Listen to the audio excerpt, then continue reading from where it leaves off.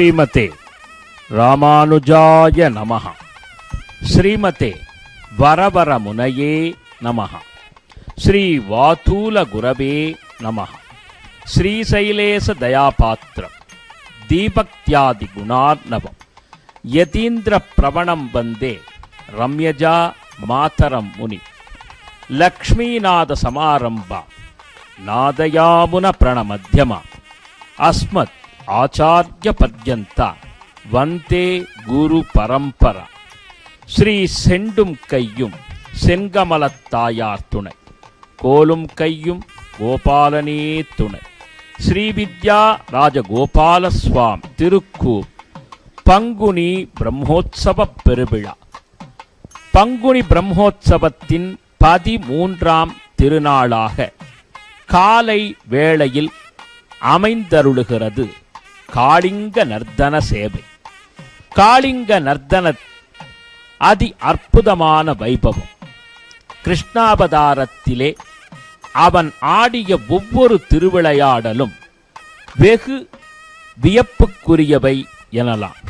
அந்த வகையில் ஸ்ரீ கிருஷ்ண பகவான் நிகழ்த்திய லீலைகளில் 5 தலை நாகமாக விளங்கும் காளிய பாம்பின் மீது பதம் பதித்து களிநடனம் ஆடிய காட்சியை ஆழ்வார்களும் ஆச்சாரியர்களும் போற்றி துதித்திருக்கிறார்கள். மிக கொடுமையான விஷத்தை கொண்ட காளிய நாகம் யமுனா நதியிலே வசித்தது. தனக்கான உணவை மட்டும் அது புசிக்காமல் பேராசை கொண்டு அங்கிருந்த ஆயர்குல மக்களையும் ஆவினங்களையும் மற்றைய உயிர்களையும் அது உணவாக ஏற்றது.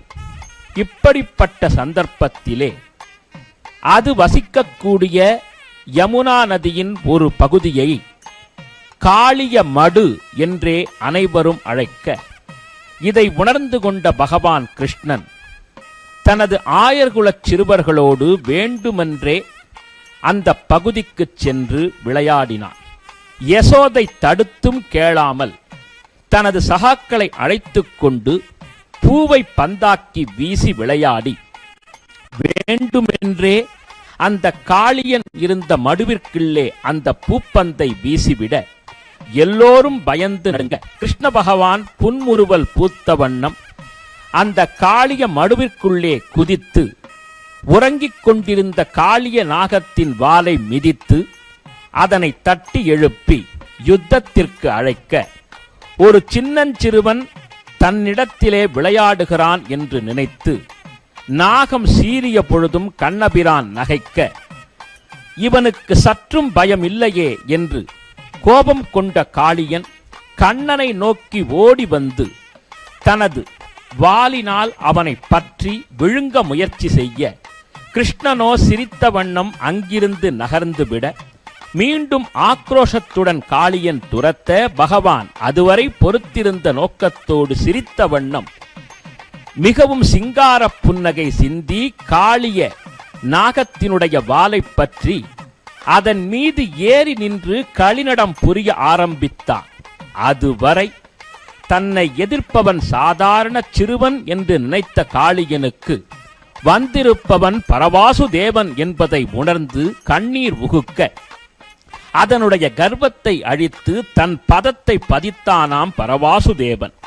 கருடனால் பாதிக்கப்பட்ட காளியன் கண்ணனிடத்திலே சரண்புக, காளியனுடைய 2 மனைவியரும் பகவானிடத்திலே விண்ணப்பம் செய்ய, பகவானும் அதை ஏற்று, கருடனை பற்றி இனி நீ பயப்படலாகா, என் பதமே அதற்கான குறியீடு, இனி கருடன் உன்னை ஏதும் செய்யான் என்று சொல்லி அதற்கு மற்றொரு புகலிடத்தை கொடுத்து, காளியனே அங்கு சென்று நீ வாழ்க, எம் ஆயர்குல மக்களை எந்த அபசாரத்திற்கும் நீ செய்ய புரியலாகா என்று சொல்லிவிட, உடனடியாக பகவானை வந்தனம் செய்து யமுனை நதியிலிருந்து சற்றே நகர்ந்து போய் மற்றொரு பகுதிக்குள்ளே நுழைந்தான் காளியன் நல்லவனாக.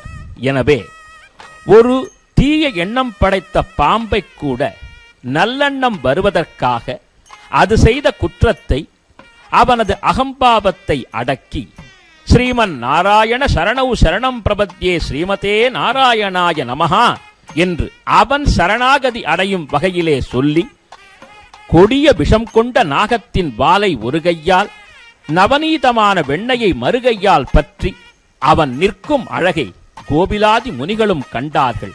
நாமும் கண்டோம் பங்குனி பிரம்மோத்சவத்திலே. இதை கண்டவர்களுக்கு நாக சர்ப்ப தோஷங்கள் நீங்கும் என்பது பெரியோர் வாக்கு.